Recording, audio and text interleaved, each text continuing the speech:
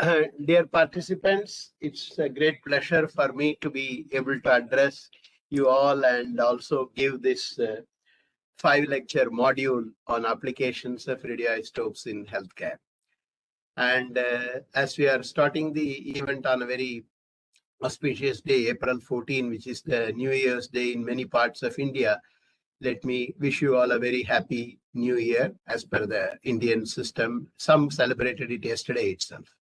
When Dr. Tomar asked me to take this course, I just chose this logo, Atoms for Health, which you see on the slide. That is a slogan from the International Atomic Energy Agency, with which I was associated for a while.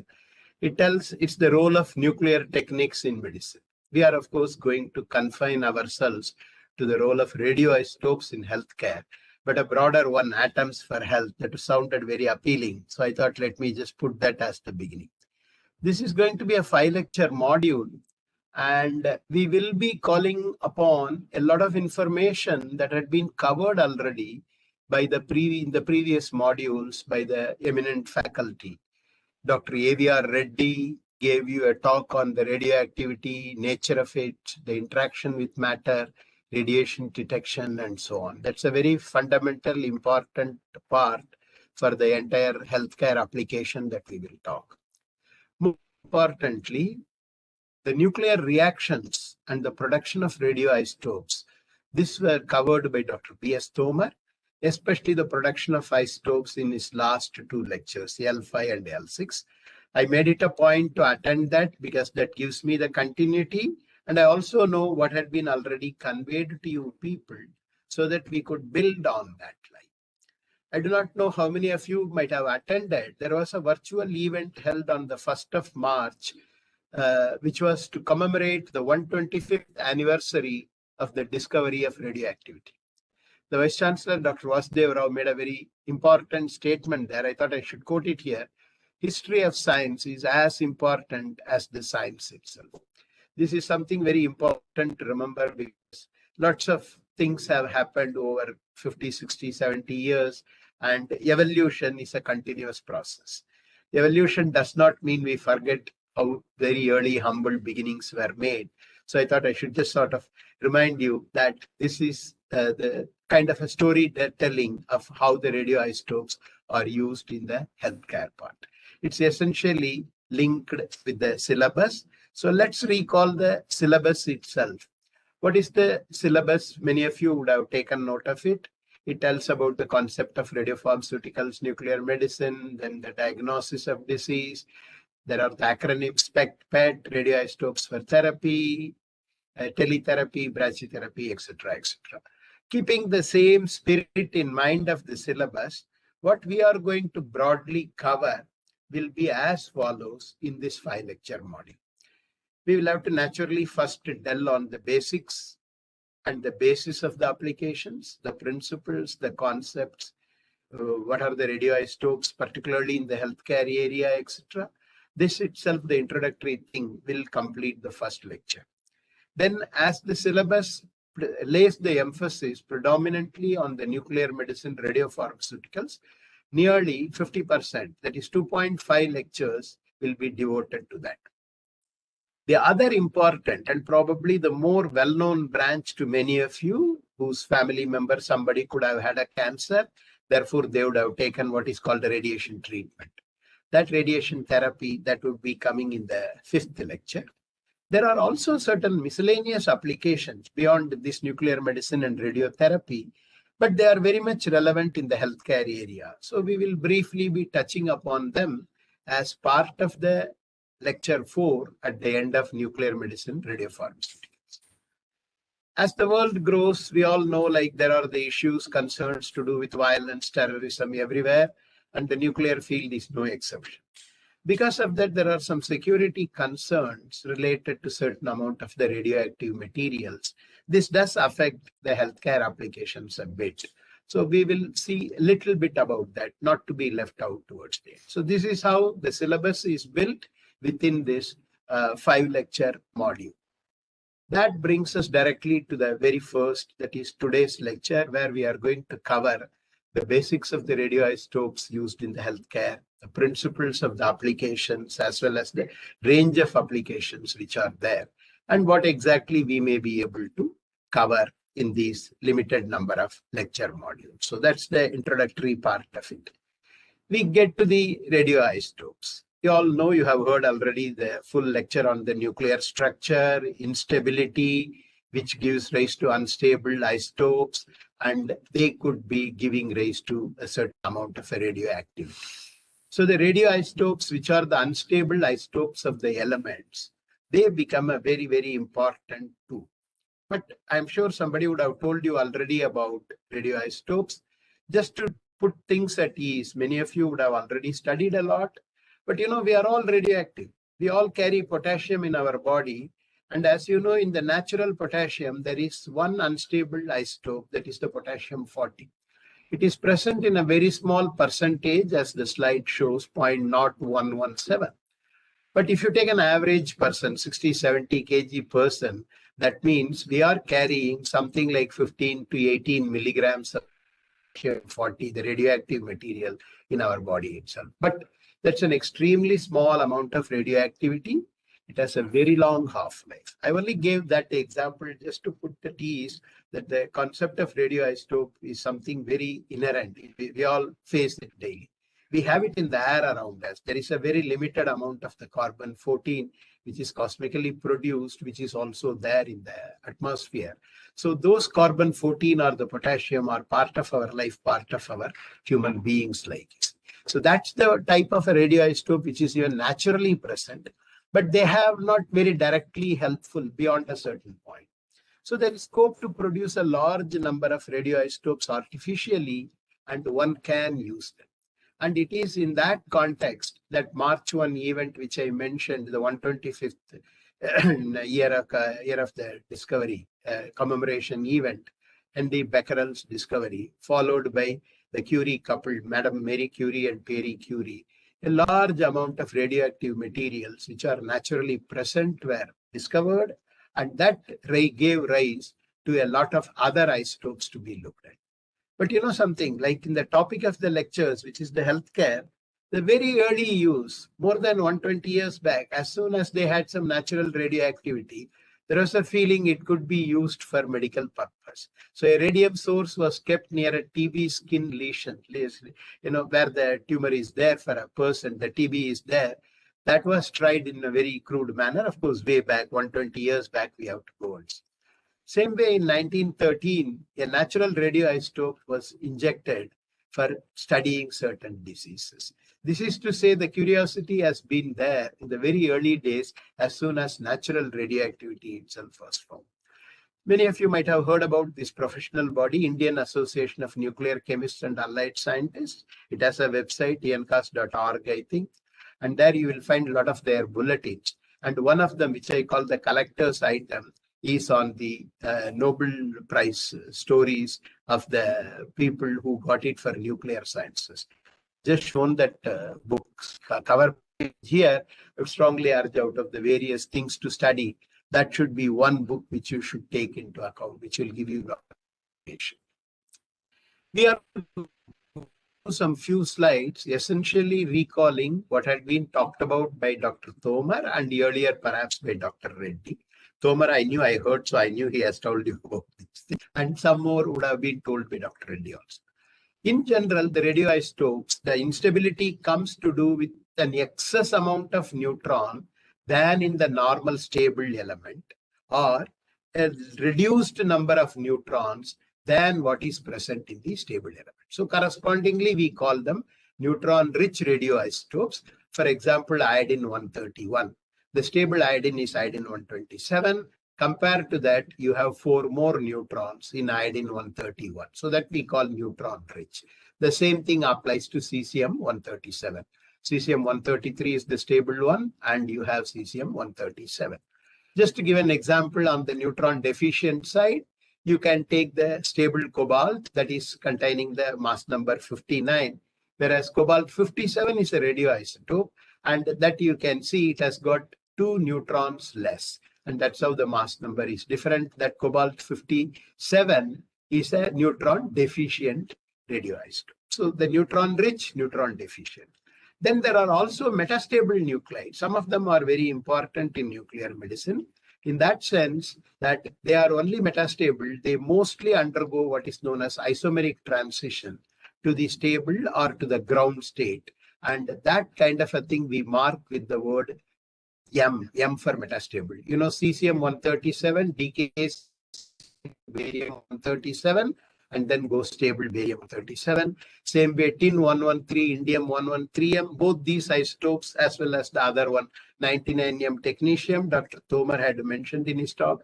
I'm sure some of the other people would have also mentioned. So that's very important because this gives rise to the neutron-rich ones will decay by what's known as beta minus. The neutron deficient ones invariably undergo either electron capture or a positron decay, that is the beta plus EC. The metastable nuclides undergo the isomeric transition, that is what is called the IT part of it. And very heavy nuclides, where there is a far in excess neutron to proton ratio, they tend to undergo the alpha decay and therefore alphas. Alpha radioisotopes are useful in medicine. Recently, they have been coming up. But predominant, most of the applications take place with the beta emitting radioisotope part of it. Now, in all the cases of the radioisotopes you saw in the previous slide itself, there are three basic fundamental properties. Their unique half-life, the decay mode, how they decay, whether it is alpha, beta, or electron capture isomeric transition, and the energy of radiation associated with that. In terms of the half-life, you have them right from several thousand years, as in the case of carbon-14, to few seconds, like in the case of an isotope written here, krypton-81M or rubidium-82. There are isotopes you have half-lives in a very wide range. This is an inherent natural property. This cannot be influenced by the human beings. Therefore, this is an intrinsic characteristic. So you will have to choose, depending on your actual usage interest, what type of the radioisotope, what kind of a half-life we will be selecting. But half-life concept is extremely important. We are going to see it repeatedly, call reference to it in our later part of the coverage of this topic. In terms of the radiation emitted, I already told you it could be the particulates, alpha particles or beta particles, or it could be electromagnetic electrons. And in some electrons is also possible. We have also about after the electron capture, how a series of either internal conversion electrons or Auger electrons can be emitted. And these electrons will also have a radiation property, and therefore that also have to be recognized. So in terms of using the radioisotopes, we have the decay mode, half-life associated with the energy. And these three properties put together, we try to use them to whichever purpose we want. In this particular case, we are going to see more about the healthcare applications. What about the energy ranges itself? This has a bearing when we will talk about the principle, so that therefore you should keep in mind the order of the energy that we are talking about. You will find either it will be given in kilo electron volts keV or million electron volts MeV part. Alphas in general, somewhere between 4 to 8 MeV alpha emissions from most of the radioisotopes, which are in some form or the other used in healthcare, is available. So that's the alpha energy range. It could be low in the case of tritium, where it is less than 20 keV, to carbon-14, which also we call very soft because it is hardly 150 keV. To all the way to yttrium-90, another radioisotope, where it is approximately 2200 keV.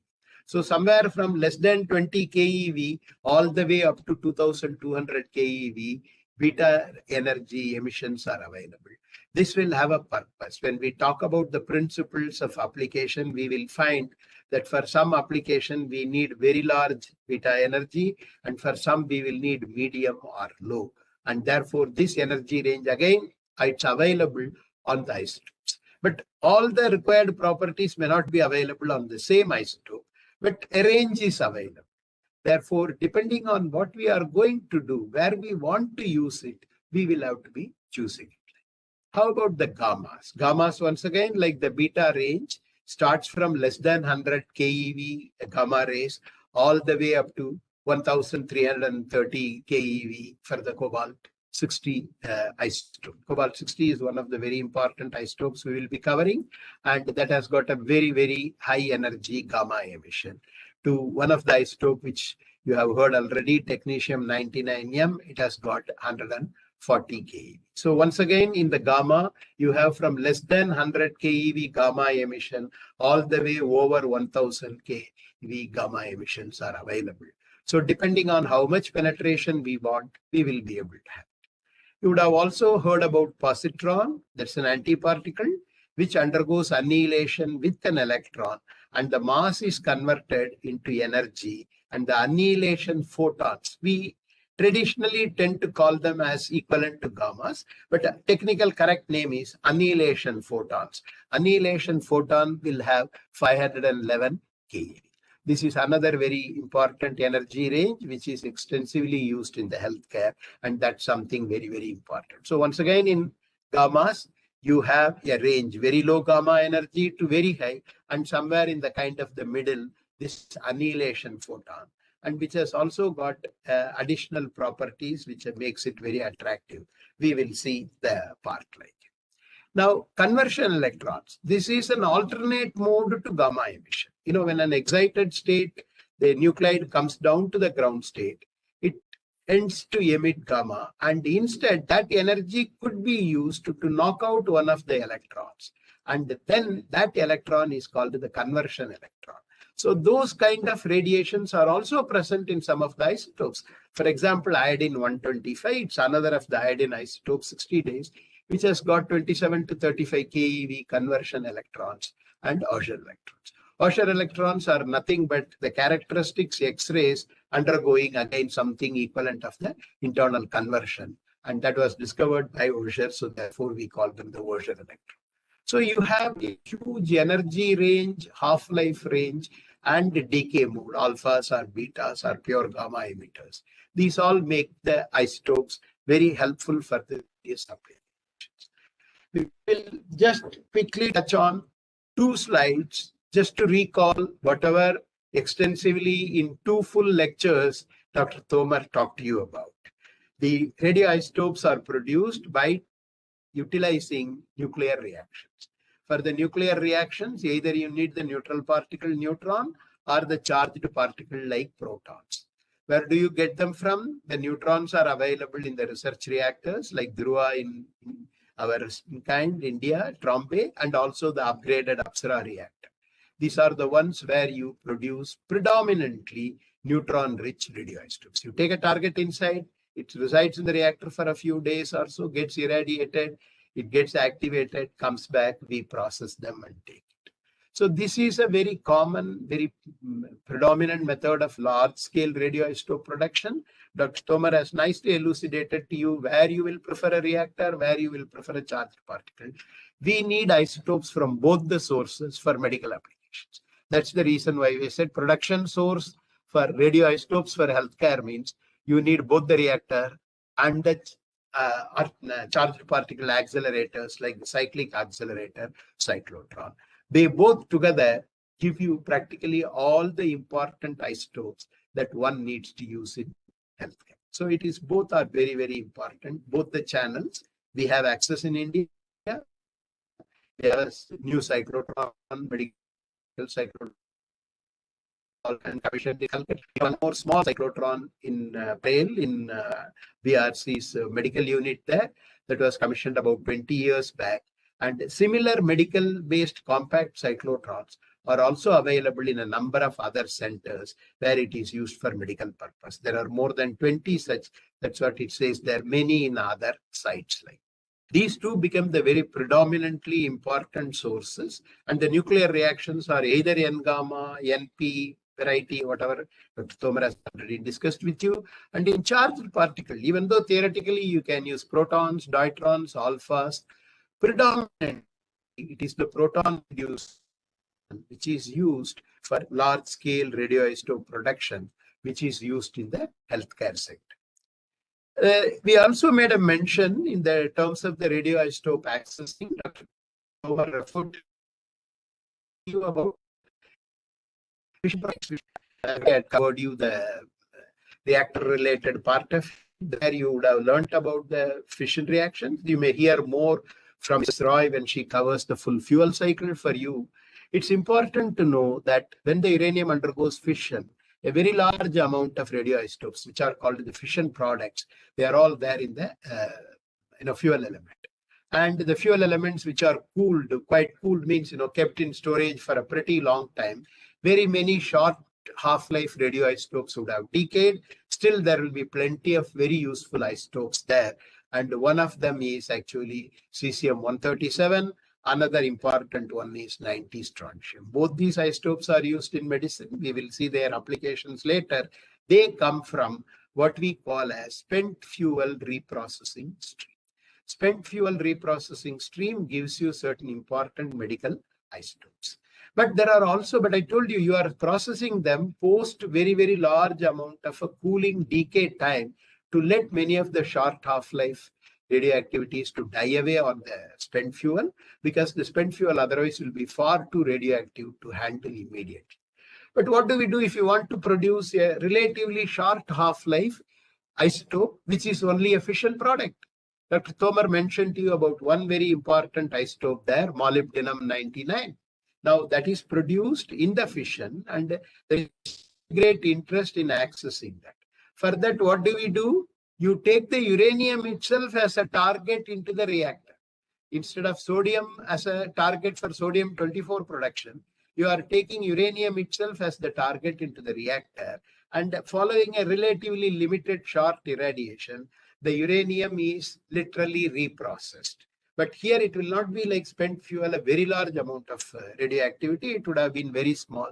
But such things are also done in order to avail of an important isotope like molybdenum-99 for the healthcare. So the two channels of the reactor and the cyclotron, and also the reactor giving rise beyond the normal neutron activation, as we call, creating the fission-produced isotopes also to be made available to us.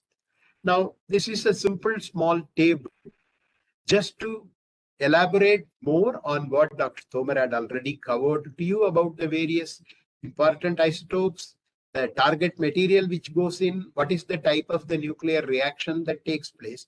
I have just added a column to tell about a brief, the chemical process. You all will remember he taught you about iodine-131, how it is produced from tellurium by what's known as a N-gamma followed by beta decay. Tellurium-130 absorbs the neutron, goes to tellurium-131, decays by beta decay to iodine-131. So your target was tellurium, your final product is iodine-131. So you have to do a chemical separation, and iodine being volatile, a distillation process is used. Suppose you are using a direct N-gamma relation.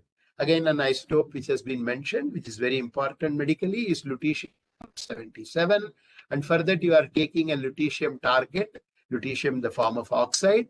It undergoes N-gamma, and relatively dilute acid, if you dissolve, that will give rise to the lutetium in the solution form. You have a radioisotope. What about one example from the cyclotron? The most important isotope there is fluorine-18. Enriched water, H2O18 is the target. And following the PN reaction here, the cyclotron, so you are using the proton-induced reaction, PN, the O18 gets converted to F18. And F18 will be available in the form of a fluoride. Therefore, you tend to do a quick anion exchange chromatography to separate that part.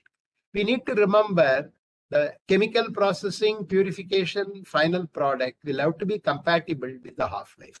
Iodine-131 or lutetium-177 both have approximately a 1 week half-life, 8 days and 6.7 days. Gives you a little more comfort in terms of handling processing. But about fluorine-18, it's only 110 minutes. So every minute counts because it is decaying. So you need a much rapid chemical separation system, very quick handling requirements, etc. And the same thing applies to the next isotope, gallium-68, which has an half-life of only 68 minutes, 110 minutes and 68. Once again, some very rapid methods will be needed. There are two important isotopes in medical application, cobalt-60 and iridium. These are not in the chemical form dissolution type or processing. There it will be invariably be metallic pellets or slugs or the targets. Cobalt pellet, iridium pellet or iridium slug or iridium wire, metallic wire. That is what goes as the target. And their half-lives are also long. Cobalt 60 is 5.27 years. Iridium 192 is 74 days. But production is simply N-gamma reaction.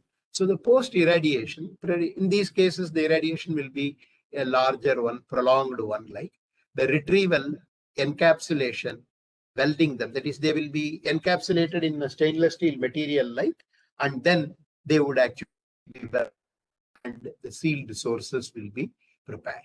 And this is yet another of the method of the processing part of it. That's why those two are mentioned there. Like, and I just wanted to mention what I just explained in the previous slide in terms of the fission. That is, the fission produce isotopes, long-lived ones like strontium-90 or cesium, being recovered from the reprocessing stream of the spent fuel, and short-lived fission product isotope like molybdenum being produced by taking uranium itself as a target. And here, the separations will be extremely complex because these isotopes are present in amongst an ocean of many other isotopes.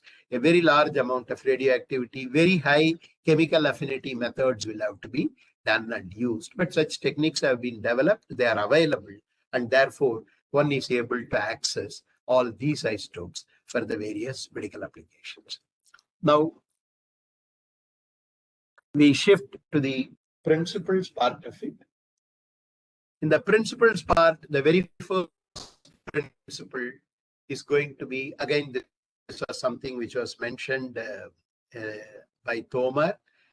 And I'm sure in the preceding lectures on the agro applications, this would have again come like the radioactivity, the radioisotope being used as a marker, a beacon, a tracer like. That's the kind of thing which is said. It's something like, in a very simple methodology like to remember, if somebody is using an extremely powerful perfume, you are one of your former teachers or, your sports mentor, if you imagine, he uses a very powerful perfume as his aftershave, like, even when he is coming at a distance, you will be able to get a fragrance of that, like. In the same way here, the radiation can be detected at a distance from the radioisotope. And if you have introduced the radioisotope into the system that you want to study, as for example, what probably would have been mentioned to you in the agricultural applications, the fertilizer uptake. For the fertilizer uptake, we put the fertilizer on the soil. We don't know how much went into the plant, which plants took more. How can you detect it? Can you do some study? This principle like the radio tracer can help there.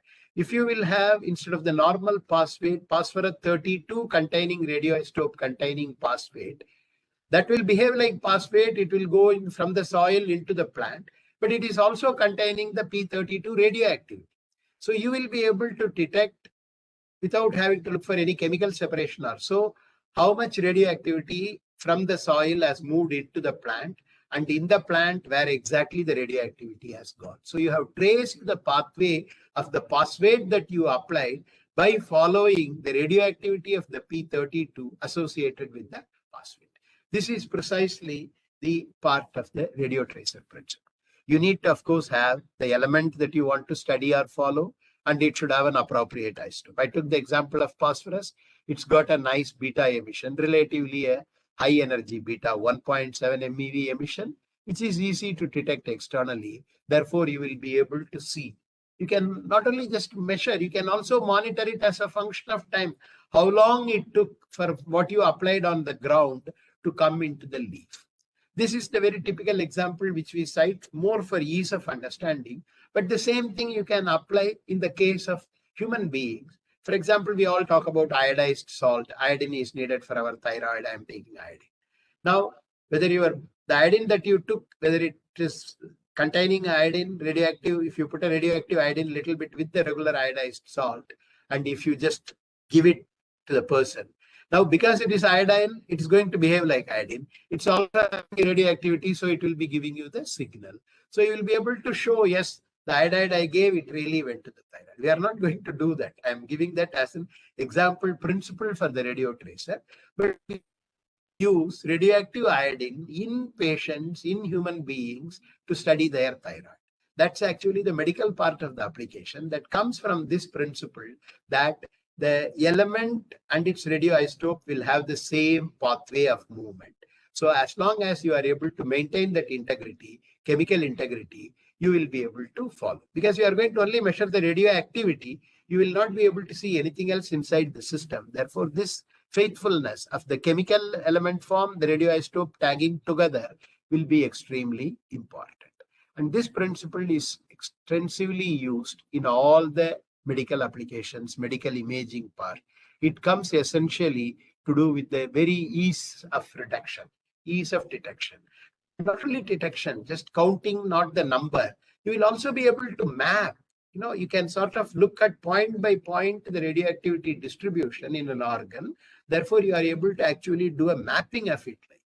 To just example, day back, 1925, one of the naturally occurring isotope, bismuth 214, was injected into one arm, and the radioactivity detector was kept on the other arm, just to see when the radiation reaches, and that gives you the blood circulation. It's obviously a curiosity science study of the very early days, but that turns out to be the very first, perhaps, a radio tracer administered to a person and a study performed like.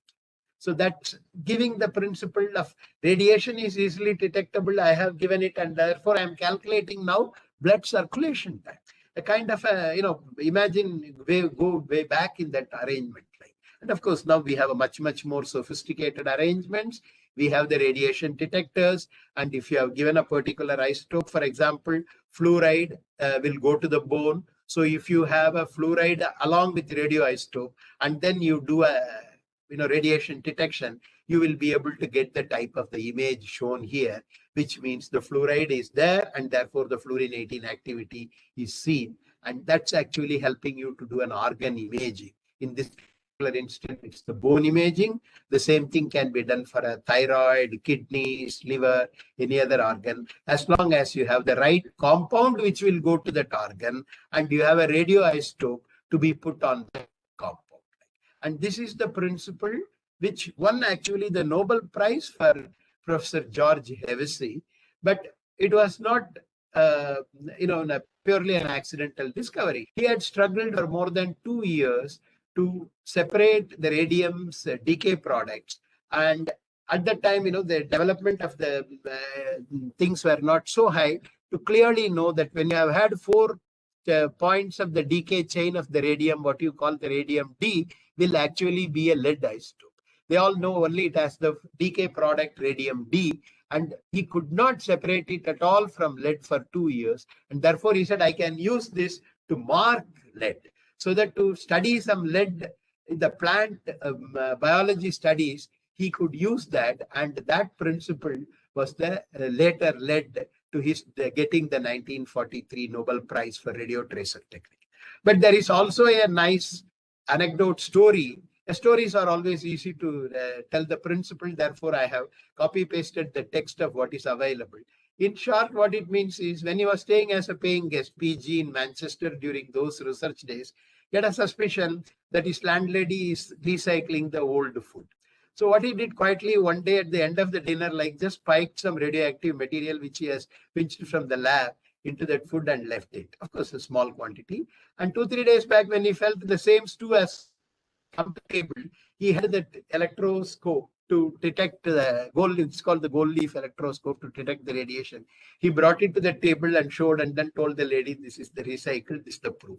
Of course, she did exclaim, oh, miracle, but then threw him out, rightly so, because that's what landlady would have done in those grand old days. But just to go to show the principle that there was a tracer study performed by him. It's not the safest study to do. Nobody ate the food, but of course, he had used a very small quantity of radioactivity, as the story goes.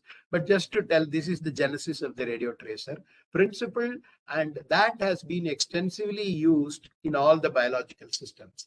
Like what you would have heard about the plants, the fertilizer uptake or other things, or for that matter, the thyroid function, whether it is fine or not, using the sodium iodide. There are, of course, other methodologies for thyroid function now, but suppose you want to do a bone scanning fluoride will go to the bone. So you tend to take the fluorinating containing fluoride. Then you will be able to see from the administration time how long it takes and where all, how it gets distributed. And these kind of things has become extremely important. And that will be a very large component of the nuclear medicine imaging techniques that we will be talking about in the subsequent talk. The second principle is to do with the radiation energy induced biochemical changes. Depending on the location, deposit, like it could attack the cells and it could damage the DNA by the strand breaking. And this is what is the principle used for the causing cell death, cancerous cell death, and doing the cancer treatment. So a known radiation energy induced biochemical process is what is used very enormously in the entire part of the cancer treatment. Similarly, the same kind of biochemical things, instead of complete cell killing, like it could also sort of inhibit the microbial reproduction. And therefore, you will be able to suppress in the kind of microbial colonies and achieve what we call sterilization. For example, the medical products devices, which should be sterile, because when you are undergoing an operation, you do not want to get an infection from the knife or the other switches which are used by the doctors. They will have to be absolutely sterile. And for that purpose, again, the radiation can be used. And that's yet another application for the healthcare part. It is based on the radiation-induced biochemical processes, radiation-induced biochemical process, which is what helps in that manner. There are other applications which some other talks will be covering. In addition to biochemical, you can also bring about chemical processes. The same thing, the radiation, interaction of radiation with matter would have been covered in the earlier talks for the radiation detection principle, as well as for the variety of radiation interaction with the materials. There you produce predominantly free radicals, which can bring about cross-linking and therefore benefit polymerization. And this gives rise to certain superior materials formation possibilities. So the material interest, advanced material interest, can be met by cross-linking brought about by the radiation energy. And this material sometimes do have an application in healthcare. We will just be taking one example later. But just to say, we do use the radiation energy induced biochemical processes as well as chemical processes in achieving a certain desired application for us. This is what would have been already partly covered, as I told, the food product preservation, the disinfestation of the microbes that Dr. N.Ramamoorthy would have talked to you about. There the same principle is used. The energy deposited is used to do the disinfestation of the pests, etc. And later, when Dr. Pant will be talking to you, you will be hearing some more about additional new materials to be made. But as far as our part of the thing is concerned, the cancer treatment and medical product sterilization, these two major applications we covering on this basis of this particular principle. The third principle is what we generally know, like when we undergo X-rays, etc. The attenuation and transmission of radiation. In our body, the bones and the muscles, they have different densities. So there is different level of radiation attenuation. And that's the principle with which we get our X-rays done. And the X-ray, or what you call today, additionally, the further sophisticated computed tomography, CT thing. Here the principle is the radiation from the radioisotope or like X-ray is passing through a material which could be animate or inanimate, either human being for an X-ray study, or you imagine an equipment or a concrete, whether it is perfectly homogeneous, fine or not. You can do that because the radiation passes through, the attenuation transmission is going to be influenced by the density of the material that is interposed, its atomic number, what kind of the Z it has got, and the total amount of the mass that you are putting in front of it. You would have seen in the principles of the radioactivity being explained that the alpha rays can be stopped with even a thin sheet of paper. For beta rays, you need little more material. It can penetrate through few mm of light density materials. And for gammas, you need high material like lead or similar hard materials to attenuate them or transmit. That is the same principle which we use in the form of what is known as when you perform a radiography of the equipments. Like it is predominantly used with radioisotopes in the case of industry, but from the healthcare, it is not so much of the radioisotope based radiation, but it is predominantly the X-rays and the electrons. So it's also a very important principle, but relatively they go not from the radioisotope, they come from what we call the machine generated radiation, either X-rays or electrons. They are very strongly used, and that's a very important large branch, what's known as the radiology, either planar X-rays or computed tomography. The RA used there is relatively low, but we have the same attenuation transmission principle only when you do the nuclear medicine imaging also, even within the body. For example, if there will be a very obese patient, certain times, certain of the images may not be extremely good. The same thing applies even to certain anatomical features, like in the case of certain of the females being to be scanned time, like depending on their breast size, there can be additional attenuation also. So the attenuation transmission related part is also helpful in understanding the nuclear medicine imaging. But predominantly, this comes in the industrial radiography, industrial specimen, concretes, machines, structures, etc. That will be getting covered by Dr. Pan. So these three principles over the past 6 slides, what we saw, they underpin almost all the applications of almost all your major needs. Something extremely important, these principles. Our focus, I have tried to keep my text predominantly to the healthcare, but mind it, these are the same principles which are applied as Dr. Arun Sharma would have covered in the previous module, or Dr. Pant may be covering in the later modules. Broadly, these three principles really do all. Now that we know the principles, this makes you to think of which type of radioisotope for which application. I told you that we have a huge variety of radioisotopes in terms of half-lives, in terms of their decay properties, decay energies.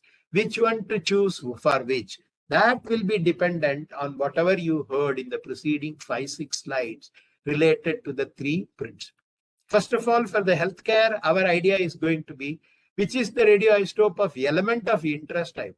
We may have some elements of healthcare interest, medical interest, and for that you should have an isotope. For example, here I have just give the example of iron, copper, iodine. Iodine obviously for thyroid.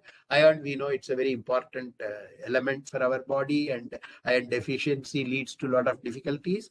But they have not really taken off so much. They can be managed by other methods. But very early on, they were all very naturally the curiosity related, that we could use iron absorption, whether somebody is taking the iron, whether the absorption is adequate or it's all getting excreted out. Yes, you can study with the radioisotope. That interest was there. They did look for a radioisotope of iron also for that. But today that may not be necessary to be done using a radioisotope. You have moved away to using other methodologies. We are not requiring, constrained to use, therefore that not go into the picture. But there could be some other interest like today with reference to fluorine. Fluorine is not directly the element of interest except for the bone part, but fluorine can be a mimic for certain amount of organic compounds. Therefore, even if you don't have an element of interest, very close analog you are able to take, we will be able to do. We will also see one example. Potassium, I told you, we carry potassium 40, all of us. We need a potassium isotope for a particular important medical application. But potassium does not have a right half-life energy radiation radioisotope. So we will look for a potassium analog. How do we look for? We look for similar ionic size and charge. Potassium plus and thallus. Thallium is the element, and it has both thallus and thallic form. Thallus, that is TL1, very closely mimics potassium in terms of ionic size and charge. So since you have that, you then tend to take it. So firstly, the principle will be the isotope should be of an element of interest or a mimic of an element of interest. That should be the first. Second is in terms of the half-life. Our interest is to do an imaging of an organ. Then you want it to be a very short half-life. That means I am going to use an isotope, give it to a patient, get an image done, and then the job is done. Therefore, we don't want the isotope to be hanging on the patient's body for long. It should get excreted out. Therefore, we will look for a very short half. On the other hand, you are looking for a machine-based, radioisotope-based cancer treatment. You want to send a machine to a hospital and that will give radiation and treat the patient there. You want that machine to be there for long enough to be used for quite some time. Then you are looking for a very long half-life. Just I gave two crude examples. You can have, depending on variety of studies, a huge list. So half-life is extremely important. Compatibility to the nature of application and the particular method of use, we will decide whether I'm looking at a very short half-life or very long half-life. And the list of early on, what I showed you, from the few seconds to few years, all of them have been used in healthcare in one form or the other, again, depending on the particular situation. Now, the decay mode and radiation energy characteristics, how we want to do it. Just now we were talking about, say, doing an organ imaging. If you want to do an organ imaging, you want the radioisotopes radiation to come out of the patient's body and reach your radiation detector. So what would be a better radiation emission there? Gammas will be the better emissions. Gammas or annihilation photons will be a better emission because that will penetrate through the body, reach the detector. Suppose it is beta, it is very likely it will be absorbed within the tissues of the body. Very limited radiation outside may be available for either detecting or for completely mapping the distribution. In organ uptake studies, it is not only just the counting of activity in number of counts, it's also mapping the distribution of the activity. And for that purpose, you do need the penetration. Therefore, we will be looking for gammas for imaging part of it. But suppose you are going to study, as probably Dr. Arun Sharma would have told, a leaf has undertaken all the phosphorus or not, or a stem has taken or not. You may be detecting it by a simple technique called autoradiography. That means you are going to keep a photographic film along with your specimen covered in black sheet. Therefore, the photographic film's darkening is going to take place from the radiation alone.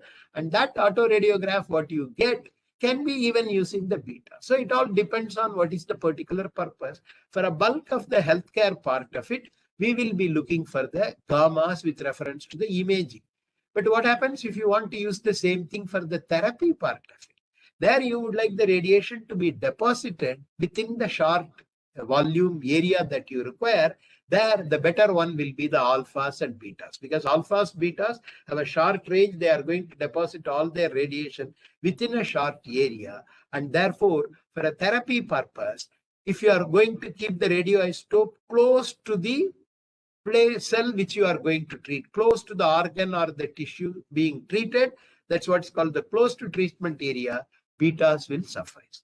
But all the isotopes may not be able to be taken very close to that kind of a skin or the tumor. Then what are you going to do? You are going to keep the radiation come from a distance. And when the radiation is coming from a distance, then you need gammas only, even for the therapy purpose of it. We'll be seeing some more of these things as we come to specific examples in the case of the cancer treatment part. So don't have to worry too much if some part of it is not right now sounding to you to be very appealing. The idea is to say, utilizing the basic properties of the radioisotopes and the particular application purpose that we have in mind, we will be able to choose a right type of the radioisotopes for each of these applications. These are all coming from the natural inherent property of the isotope that you cannot change, as I told you. The half-life, the decay mode, the radiation energy, they are fixed intrinsic inherent properties. But we also have practical consideration. All that may be there in a nice isotope. How do I produce it? How can I make it widely available? And will it be cost effective or will it be a very huge cost? So these considerations are also extremely important. Can I produce that isotope? For example, we talked about cobalt. And in India, we are lucky we can produce. But there are many other countries where they don't have that. And then they have to import or buy. As you know, anything to be imported, bought will be more expensive than what you produce locally. And those people may have to pay a higher price for that. But availability, yes, because it has got a 5-year off-life, you can always produce and distribute. What about some other isotope like 1 hour or 2 hour half-life? That naturally will have to be produced in a widespread manner, because you may not be able to transport it beyond 1 or 2 hour travel time, and therefore you will need. So this supply chain logistics, as we call, production methodology, the production volumes being compatible to whatever application you need. Suppose you need an isotope in Curie quantities, and you can only produce it in microcurie or millicurie method. It's not going to be done. Very nice of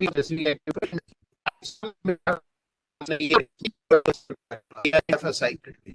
Some you have to do and some every day, and sometimes even multiple times every day. Fluorine 18 is one isotope, 110 minutes, and it's very important. So every day, as we are talking, somebody is producing it. That's the kind of the frequency which will come, and that also impacts the thing. So if somebody features available, match it also with whether I can produce or not, then you get the particular isotope. Then we will be seeing in the subsequent lectures about the certain of the applications. We will be repeatedly coming back. It's all a very good, very beautiful isotope, but the production problem. In another case, it can be easily produced, it is available. So let us find some utility for it, because it may not be fitting in any of the other requirements with reference to utility. So you find an innovative way, because isotope is easily producible in large quantity. Both the examples type will be there, which we will be covering. Now, a bit of the range of the applications are what we are going to talk about. Like, as I first mentioned, amongst the, I do not know how many of you have signed in today, assuming 30 to 40 people are there, we are talking about 30, 40 families. I am pretty sure at least in a few of them, they would have had some patient, cancer patient in the family who would have received or will require a radiation treatment. This word would have been used. So many people know that radioisotope or radiation related to cancer treatment. This is something, even in different families, people need not have studied science. They would have heard about it, it would be available. Whereas the second, which is the larger scope of our syllabus, it's what's known as the nuclear medicine. And it always goes with the conjunctive word radiopharmaceuticals. Radiopharmaceuticals, as the word means, radioactive pharmaceuticals. This is what we are going to cover. That's the syllabus focus. So that comes to be from the next lecture, L2 onwards, part of L4, it will go. And that's the very, very large part. And also, it's a multidisciplinary, multi-speciality. It involves chemistry, physics, biology, electronics, you name it, and you have all of them. Like, not that the radiation therapy is any simple. It's also complicated, but it's relatively more of a physical process. Like, whereas here it involves a tremendous amount of biochemical process. There the treatment takes place to do with biochemistry, but in terms of the operation of the machine itself or the practices, procedures, it's more of a physical process. Whereas in the other case of the nuclear medicine radiopharmaceuticals, it is a very complex multi-disciplinary expertise part. I mentioned to you about the radiology X-ray part, which is not from radioisotope, therefore we will not be covering it. We will very briefly touch upon the medical product sterilization using the radiation arrangement, and radioisotope tracer probe can also help in certain other areas like drug development research. There was a field called radioimmunoassay. We will very briefly just mention. Having mentioned it, I also told you that there are concerns about the security of the radioactive sources, because they are kind of could be misused by some miscreant for bad purposes. So they have to be protected. When you need a certain things for a very precious application, we need to take care that that kind of a security labs will not be there, and therefore we will touch very briefly on those things. So that makes the 5-lecture module. But prior to that, a word about our Indian standing and why we are doing all this and talking. Thanks to Dr. Homi Jahangir Baba, we have had a very vibrant program from very early days. Practically in the world, whenever they started almost the isotope program, virtually within years, in India also, we have had a radioisotope program. That's the very big important difference compared to many other countries, which all started much, much later. That came because we had in 1956 itself Apsara reactor, then the Cyrus reactor. In the reactors, you have radioisotope production program, and medical applications was immediately one of the part of the usage. Therefore, BRC and its predecessor, what is known as the Atomic Energy Establishment, Trombay AET, they have more than a 60-year record there. And the Board of Radiation and Isotope Technology, BRIT, Dr. Thromer mentioned it, as currently the responsible one for all isotope programs that has got completed over 30 years. That's been something. We also have the N.Ramamoorthy capital medical application, also application for it under the DAE wing. And there is a radiation medicine center of the DAE, which is functioning since 1963. They support all the medical part of the application, the HR development, and the other related things on the application side. And the BRC BRIT part takes care of the radioisotope-based products and the equipment side. And I already mentioned in the very first isotope production slide about the cyclotrons today being more than 20 plus in that. So it's thanks to Dr. Homi Bhabha's vision and the Department of Atomic Energy, the radioisotope program had been vibrant, and whatever healthcare applications we are going to talk about, they have not been alien to our country, and they have been available since very early on. Almost as the field grew, as the application started, India has had the benefit of being able to use them like it. I mentioned to you how it is going to be the structure part of it, just for the sake of the completion of the lecture and to remind, and assuming somebody didn't attend the very first part of my lecture, just to remember, we are completing the basics, basis, principle, concepts, etc. The introductory talk today, which I'll be just now concluding in the next minute or so. And the next 2.5 lectures will go on the nuclear medicine, radiopharmaceutical part. And the other half will be for the other miscellaneous applications. And the final lecture will be on the radiation oncology and radiotherapy. I have tried to keep within this around 18 to 20 slides in every one of the part of it. And I am also putting my email. I know some of you may have put some questions in the chat box, which I am sure the host would have also noticed and informed me. I will also try to clear the full screen mode. I may be able to see. I would stop here as the end of the first lecture. And as I said, this has been an introductory one to build up the case with reference to all the applications. Thank you all for your attention, and I am available for any questions either now or through email. Thank you.